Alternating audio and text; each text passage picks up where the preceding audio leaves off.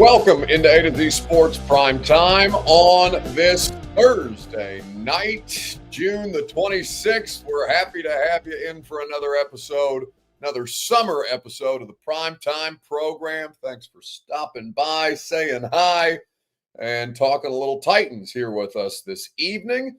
Always good to have you guys jump on in here, and we've got a couple of different life events, it seems. William Jones, who is a regular around here, says currently waiting for his son to be born.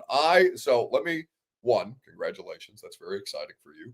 Two, I hope to God, William, that you do not have this live stream show on in the room with your wife as she is waiting to give birth or currently in labor, because I've already got a complicated enough relationship with wives and girlfriends, significant others, just generally, depending on what your preference is there. For those of you in the audience who your significant other holds you hostage by making you listen to this show, William, please, God, tell me you're not in this room with your wife listening to Prime Time tonight. But we do appreciate it, and we hope that your son soon partakes in the Prime Time show too, or the radio show, or anything else that we're doing around here. But again, congratulations. We're happy for you. We are always happy to see you guys, and tonight we're going to talk about the toughest divisional test on the Titans' schedule this coming season. We are in the middle of doing divisional previews with Greg Cosell on the Install podcast. And what I have been able to determine, and we've not gotten through every division so far, we're about halfway through at this point in time. There is a lot to like about the Titans schedule. There's a lot of difficulty on the Titans schedule. The degree of difficulty is not your average fourth place schedule, especially given the kind of strengths and matchups that the Titans will be tested on. Where the Titans schedule currently lies right now, and I try not to do it based off strength of schedule like last year's win-loss results, because teams change too much, coaching staffs change, personnel changes so much year over year. So you try not to assign too much value or too much strength of schedule value in last year's results. But there are some things about this year's schedule, when you look at the personnel, that would pose some difficulties. So the Titans play a couple of different divisions this year. Obviously, they will play the entirety of the AFC South, but they will also take on the AFC West and the NFC West as their two primary intra-divisional opponents. They'll see the Cleveland Browns. They'll also see the New England Patriots out of different divisions. They'll see the New Orleans Saints as well, with the way that the schedule math worked out and the respective finishes of those four teams. So we're going to talk about the most difficult division that the Titans will play this year between the AFC West and the NFC West, and that is the opening question. That's your Two Rivers Ford take that we'll get to here in just a second. We'll do a little weekend bounce back at the end of the show, as is the custom. Before we do any of that, we need you guys to share this broadcast around Facebook, YouTube, Twitter, and on Twitch. If you are hanging out with us, we always love to see you, but we do enjoy seeing new names and faces pop up in the chat. So share the broadcast around if you are so inclined. Many of you leaving comments about your significant other's relationship with you and this show, like Randy, who says the only thing my wife said is Buck's voice doesn't match his face. I get that a lot. I don't know what you guys expect me to look like. A buddy of mine's dad that listens to the radio show but doesn't know me, but I know his son was talking about the fact that we go to the same gym together. And he's like, "You work out with that old man?" He's like, "No, Buck is 31 years old, not an old man." So I guess I sound a lot older. B-Birds, as the female in the relationship, my husband tells me when you come on by saying your boyfriend is live. Okay, so we're providing some additional complications in relationships. That's all right, B-Birds. We can keep that between you and me. Ann Herndon simply says that I've got a radio face, which is hurtful, but that's okay. It's not the first time I've heard that joke. It's good to see you too, Ann. Welcome back. Anyway, share the broadcast around. Ross Johnson says a 50-year-old cig smoker. No, I'm down to one cigarette a week. And in fact, I'm trying to get off my one cigarette a week. And also, Ross can eat shit. Ross is only here because Bert wanted to go bowling tonight and decided he was going to abandon the rest of you. So Ross is filling in his stead. We will, Ann Herndon says, my wife also calls Buck my boyfriend. Well, okay. Listen, I'm not trying to make your relationships harder. Relationships are hard enough. So hopefully there is not any complications between you, your partner, and the primetime show, but that's fine. We're going to do it anyway. Welcome into A to Z Sports Primetime on this Thursday night, June the 26th. I'm your host, Buck Rising. I'm proud, as always, to be presented to you by the wonderful people, the fantastic folks at True Man Fitness in the Gulch, where I will be tomorrow. Your first workout is free. As a Middle Tennessee resident, no workout ever recycled or repeated. Just the best fitness programming and coaching staff at TrueManFitness.com. And, of course, by Two Rivers Ford, the South's most trusted Ford dealer, online at TwoRiversFord.com. Quality American-made Ford vehicles. Employee pricing for everyone is what they offer. Go to Two Rivers Ford in Mount Juliet or online at TwoRiversFord.com. Today, a couple of different revelations in the comment section. William says he's been at the hospital. They've been in labor and delivery since 2 p.m. Okay, that sounds awful. I don't know how common that is. I obviously don't have kids myself. But hopefully everything goes smooth for you and your wife, William, and that your newborn comes out clean without any complications, and that you guys can enjoy that the start of your new family together. MB asks if I smoke. Well, I smoke a lot of things, but primarily cigars, and depending on what state I'm in, the odd pre-roll. But Bert does offer me one cigarette a week. When we have our pre-show planning, there's a patio or a balcony outside of the radio station or attached to the second floor of the radio station where Bert likes to smoke his cigarettes. So if I'm having a tough day, Bert will offer me my one weekly cigarette, which I enjoy. William Jones says it's number 2 for him. Number 2. Okay, so we're excited about that. Anyway, divisions that the Titans are on deck to play. So it's the NFC West and the AFC West, and both of those divisions are tough. The Two Rivers Ford take is quite simple.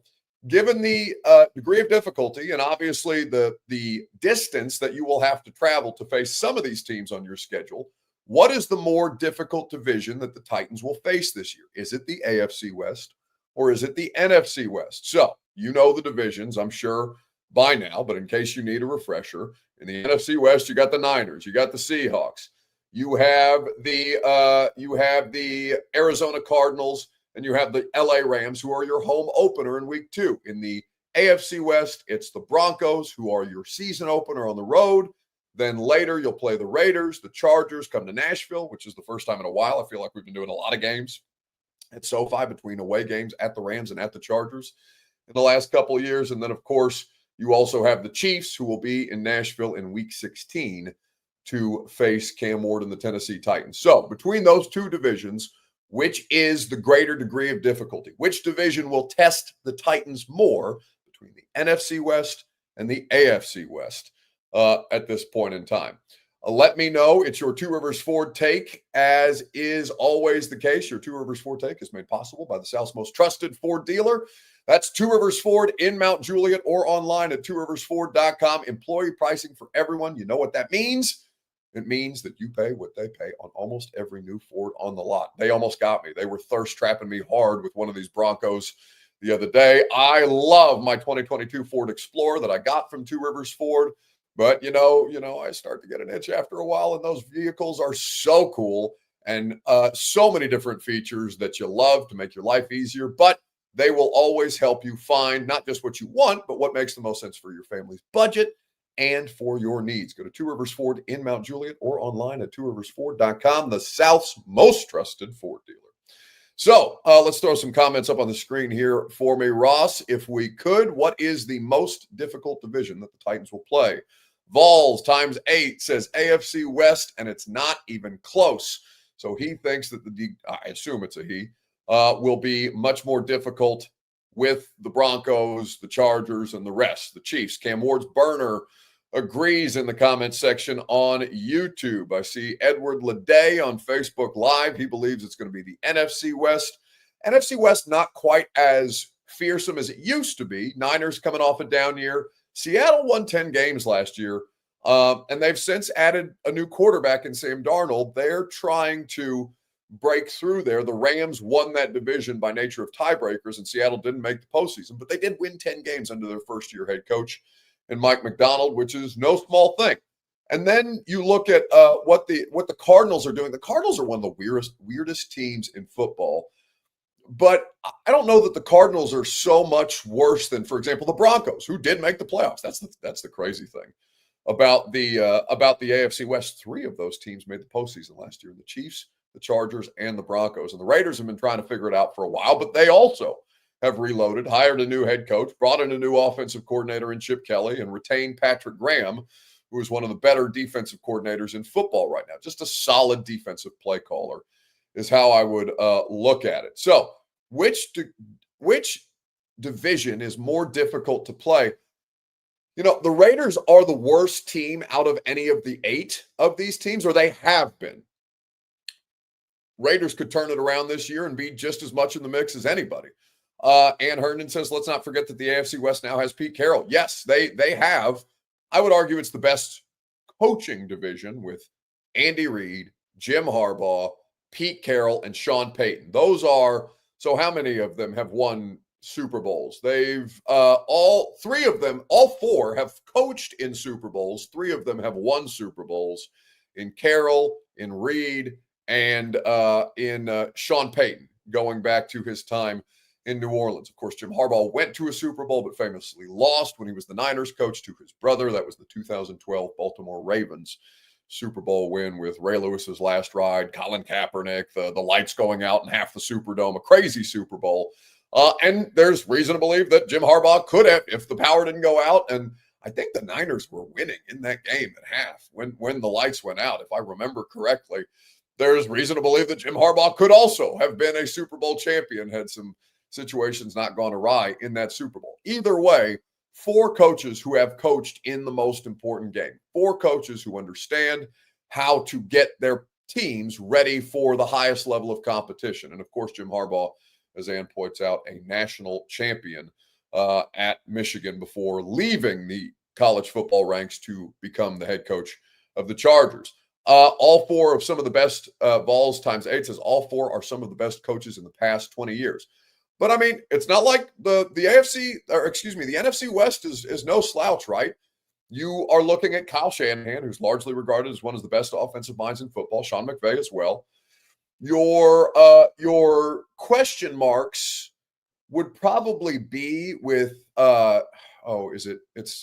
what's Gannon's first name? Jonathan Gannon, I think, is the name of the Arizona Cardinals, the former defensive coordinator of the Eagles, who's been there for a couple of years now. And Cardinals are still, they're in flux. I'm not sure what to do with Arizona. I'm not really sure what to do with Las Vegas either, but I know more about the pieces and parts in Vegas. And I know that those pieces and parts have had success, whether they're in Las Vegas or in college with Ashton Genty or Geno Smith with the Seahawks or Pete Carroll with the Seahawks. There is more that you can kind of bank on, it feels like, in Vegas than you can in Arizona right now.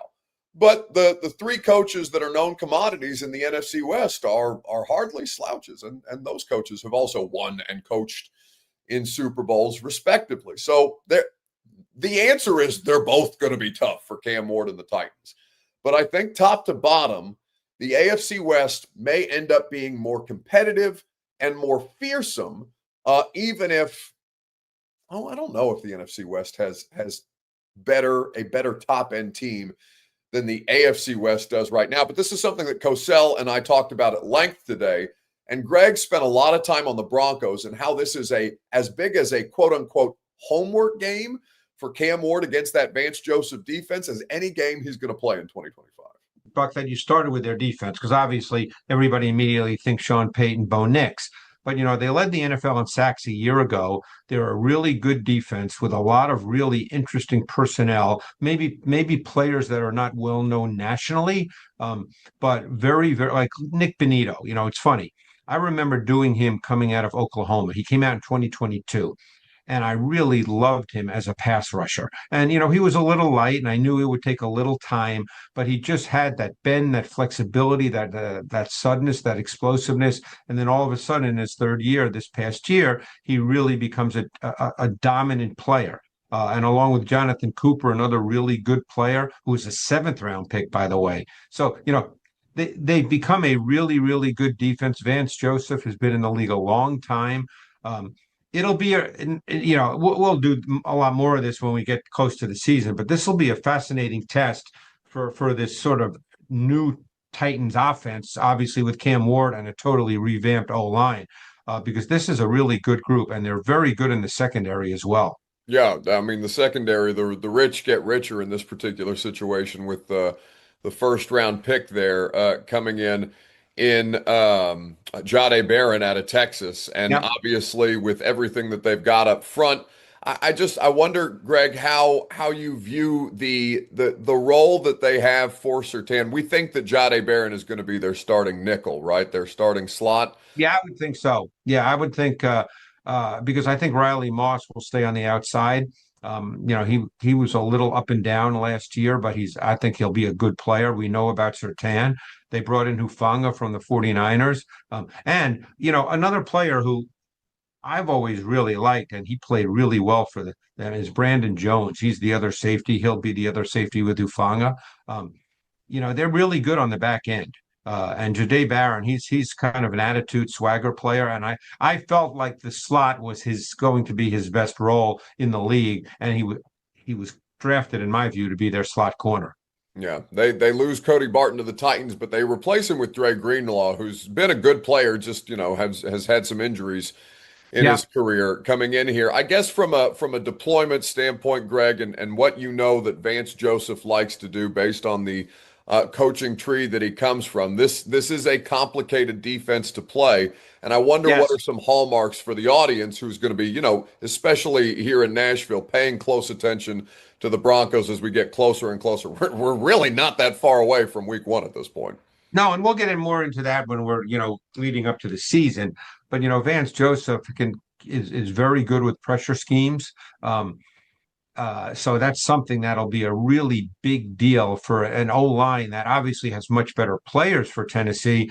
But until you really work together in games, that it's different. And every coach will tell you that. I mean, they finish the offseason program. They'll go through training camp. We know Bill Callahan will be working really hard to get them prepared. He's been in the league a long time. He knows Vance Joseph really well, but still, they put tremendous stress on you mentally. That's the key thing.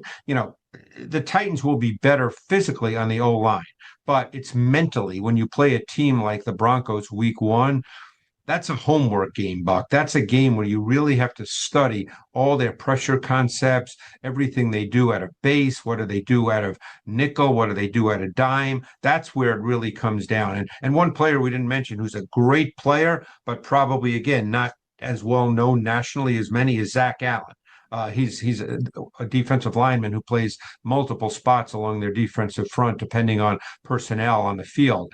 But, as I said, this is a homework game. You really have to study and understand what you're seeing before the ball snaps. I can't wait to actually get into that matchup before week one, which of course we'll wait a little longer to preview. But just on the offensive side of the ball, Bo Nix specifically, Greg, the fit with Sean Payton, what did you like?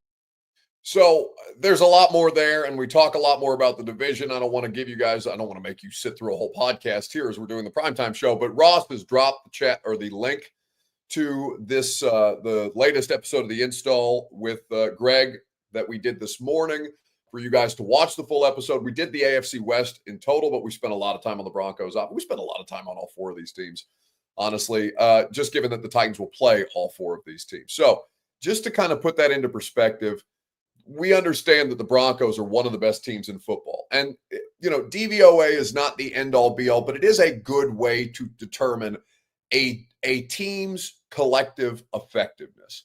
If I told you that the AFC West had three teams in the top 10 in terms of total DVOA, so that's offensive and defensive DVOA combined, where Baltimore was the best team last year. They had the number one offense and the sixth ranked defense in terms of DVOA.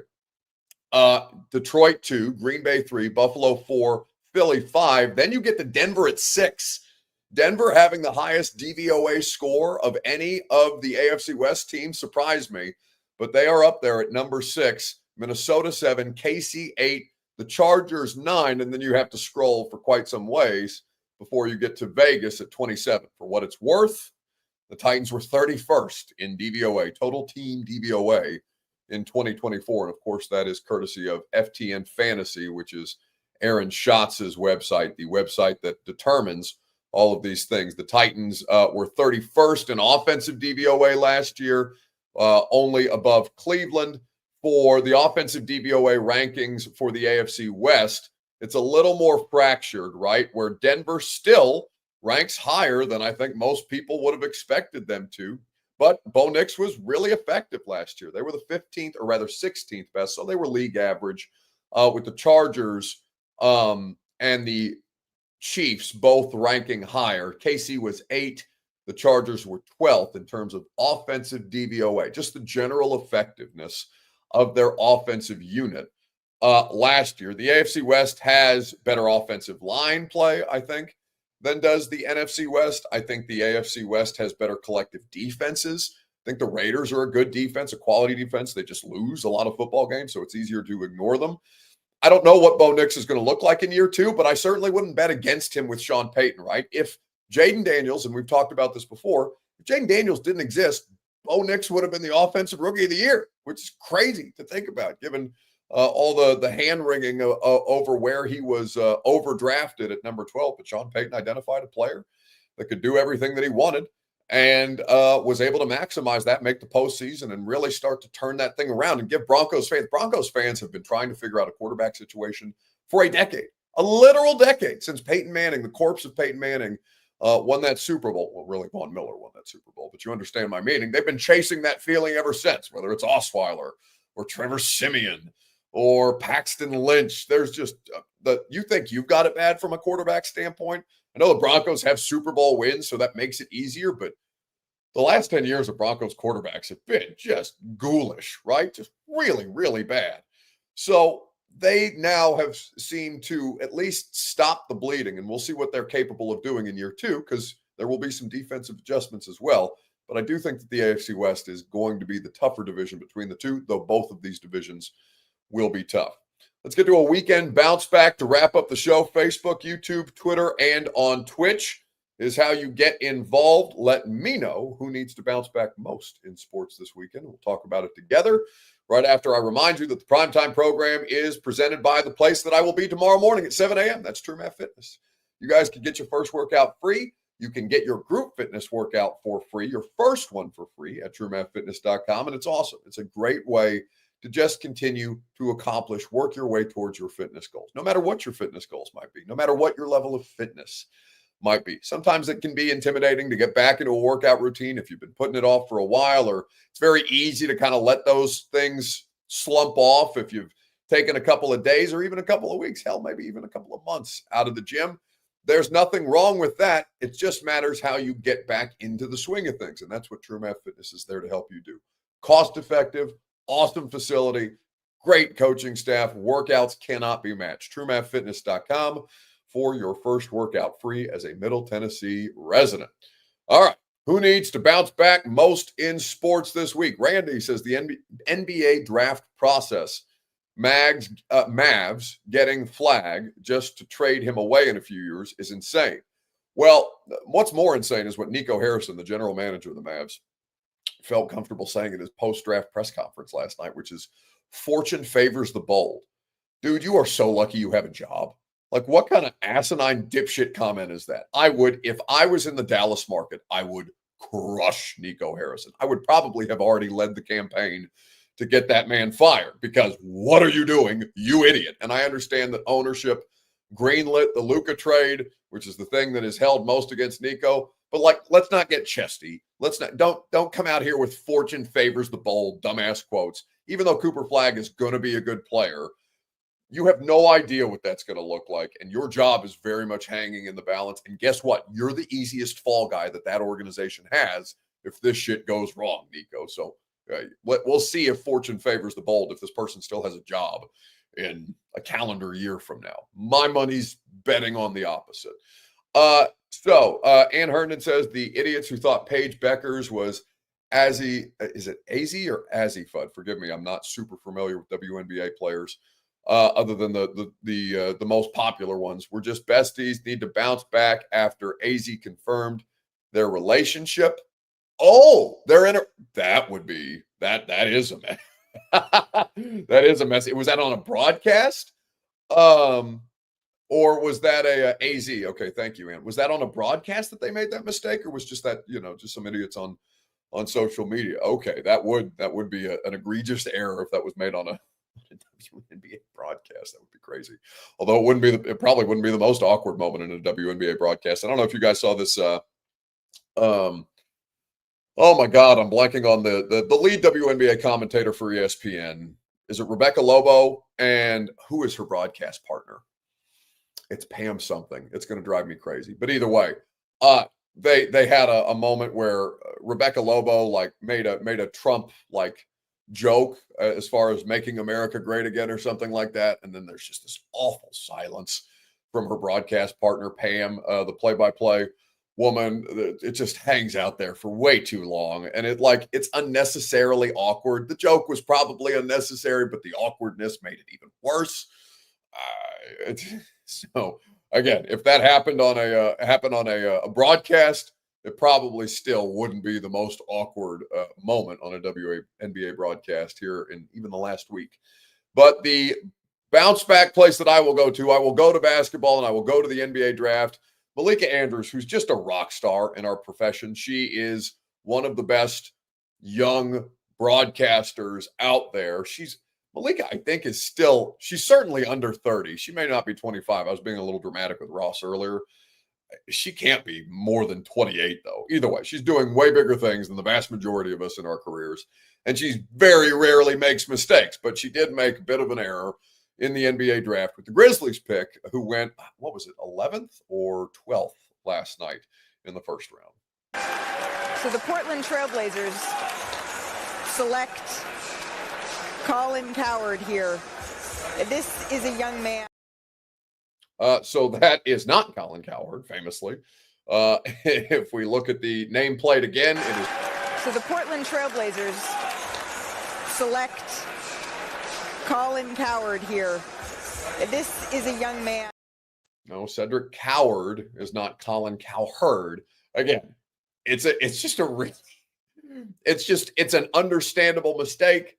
Malika Andrews is a pro. I'm sure she stressed and fretted over that way too much. It's not really that big of a mistake. It is during the first round of the NBA draft. I'm sure his family members and everybody else who was watching at home was probably not pleased by that. He ended up going to Memphis as opposed to Portland last night. But yeah, that's a really an understandable error, but a tough error because it's going to end up everywhere on the internet at this point in time. Tyreka says, out of every professional team in Tennessee, who do you think is closest to winning a championship? Oh, well, that answer is easy. Nashville SC. Nashville SC has 12 unbeaten results in a row. The Preds have zero direction. The Titans are probably still going to be bad. The Titans are at least closer, I guess, than the Predators because they have, theoretically they have a quarterback, but I don't know definitively if they have a quarterback yet. So yeah, it's Nashville SC. It's not even close. They I think are the third best team in the MLS standings right now, and they have a huge game coming up against Philadelphia in a couple of days that will help them advance potentially if they're able to win, beat Philadelphia. Nashville Cats are in the playoffs right now. They are technically a professional team in the state of Tennessee and Nashville, even though they play their games in Clarksville. I can't remember where they're at, but there's only 4 teams in the Arena League football playoffs. We had Jeff Fisher in studio the other day because he's involved with the Cats, talking a little bit about this. But good for the Cats. Hopefully they can pull that off. But of the major professional sports teams in this city, NSC is leaps and bounds closer than either of these two. What do I call them? I don't know that the Preds and the Titans aren't outright poverty franchises, but God knows they've been acting like it for the last couple of years. So we'll see if they can't dig themselves out of that poverty. Anyway, that's going to do it for us tonight. Always good to see you guys. Radio show tomorrow will be fun. Lucas will be back in studio with us. We'll have a great time. Lucas was on the road with Nashville SC where they won their most recent unbeaten result. They had a comeback win on the road against the New England Revolution in Foxborough. Was a big spot for them to be able to continue to expand that streak. So we'll talk some Titans. We'll talk some SC. We'll probably talk some more about the second round of the the NBA draft, and look forward to having you guys hang out with us from 10 to 1 on 104.5 The Zone. We will see you there. Go home! Go home!